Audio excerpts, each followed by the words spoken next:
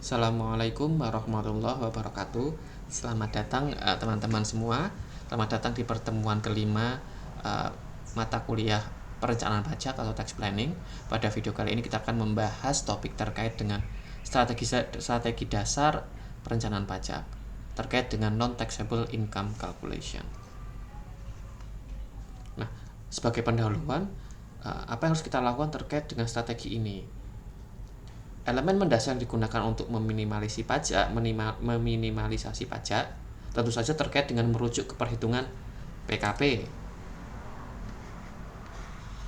Nah, dalam perencanaan pajak, meminimalisasi PKP dilakukan dengan cara maksimisasi penghasilan di kemudian hari. Maksudnya adalah ya di periode yang akan datang kita optimalnya periode saat ini, kita tunda dulu penghasilannya.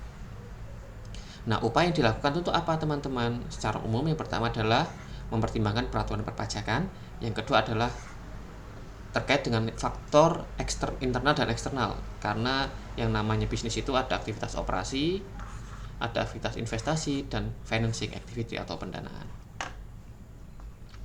Nah, upaya spesifik dalam menghemat pajak otomatis terkait apa? Kalau tadi sudah umum, kalau umum lalu spesifik.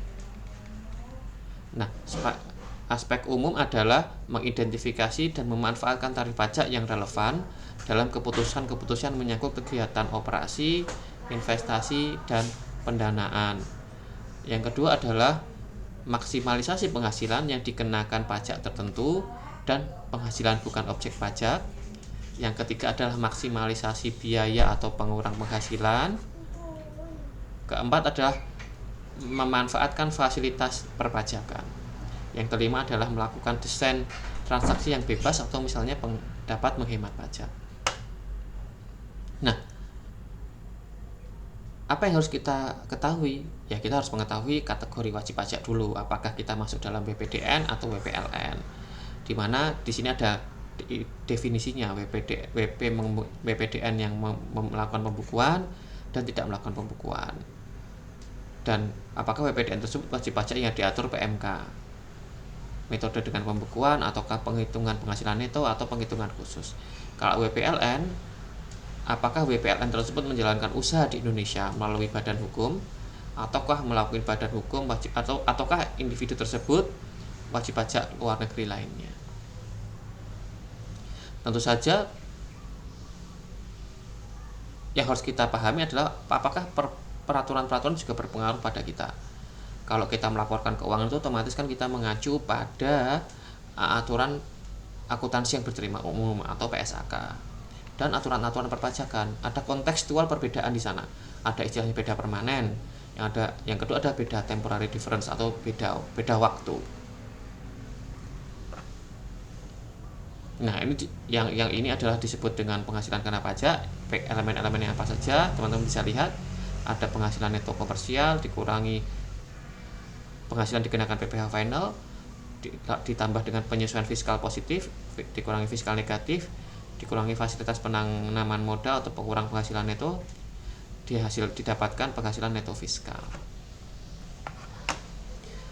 Lalu penghasilan neto komersial merupakan komponen penghasilan neto fiskal yang terdiri dari penghasilan neto komersial dalam negeri dan penghasilan neto komersial luar negeri. Nah, kita tahu penghasilan itu saat ini di era modern ini banyak individu yang melakukan aktivitas bisnis tidak hanya dalam negeri tapi juga melakukan investasi di luar negeri. Nah, itu bisa masuk kategori dalam hal ini.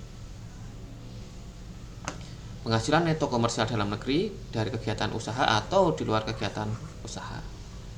Kalau dari kegiatan operasi bisnis ya otomatis dari kegiatan usaha.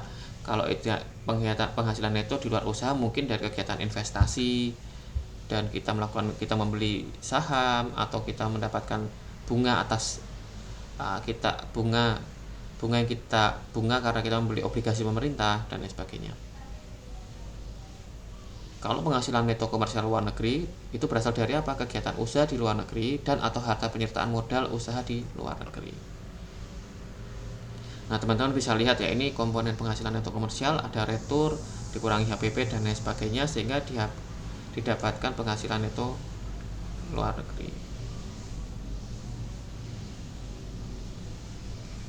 Nah, teman-teman, terkait dengan penghasilan PPh final, otomatis ada beberapa penghasilan penghasilan PPh yang dikenakan PPh final dan tidak termasuk ada beberapa tipe bisnis yang tidak termasuk objek pajak.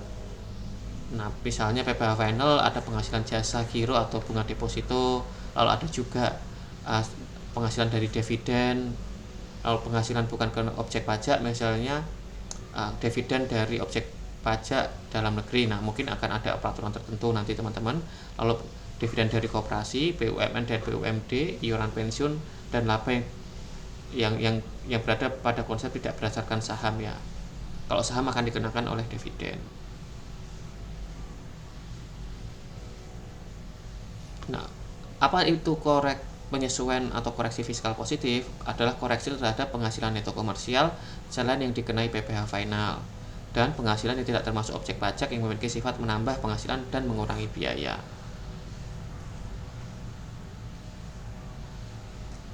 Tipe penyesuaian atau koreksi fiskal positif adalah biaya tidak dapat dikurangkan, maksudnya tidak dapat mengurangi laba. Yang kedua adalah prive pemilik. Prive pemilik itu adalah sebuah prive ya, yang dilakukan oleh pemilik.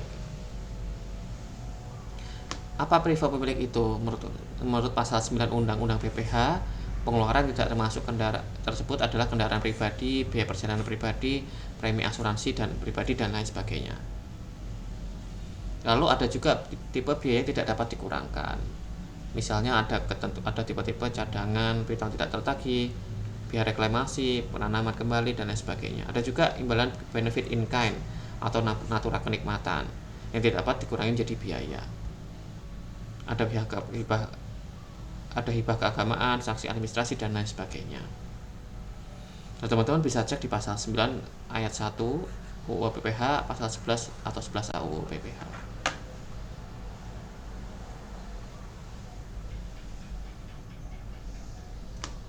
Nah, lalu penyesuaian koreksi fiskal negatif adalah penyesuaian terhadap penghasilan neto tadi yang bersifat mengurangi penghasilan dan atau menambah biaya komersial. Jadi kalau positif tadi pajak labanya semakin tinggi berdampak pada laba yang didapatkan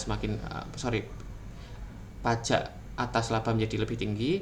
Yang kedua, apabila koreksi negatif itu seandainya biayanya berkurang, ya kan? Biayanya meningkat, lalu otomatis ketika biaya meningkat, potensi laba menjadi lebih rendah sehingga pajak yang didapatkan lebih rendah. Nah, ini beberapa kriteria teman-teman pengurangan wajib penghasilan neto.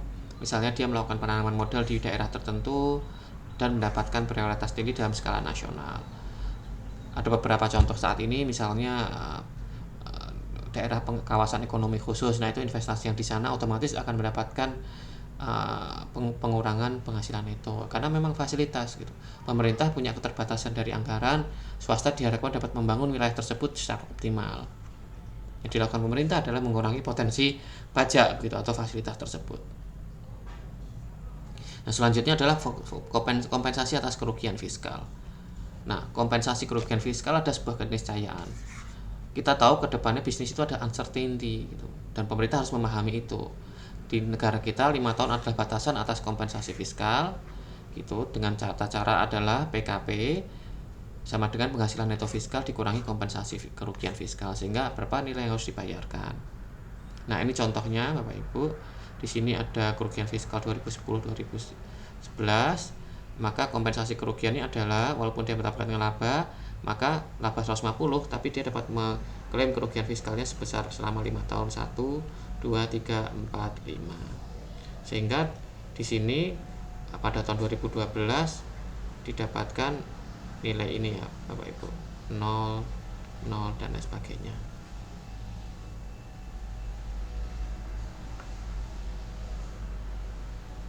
Ya, apa yang perlu kita perhatikan terkait dengan tax planning yang mengarah pada PPh 21.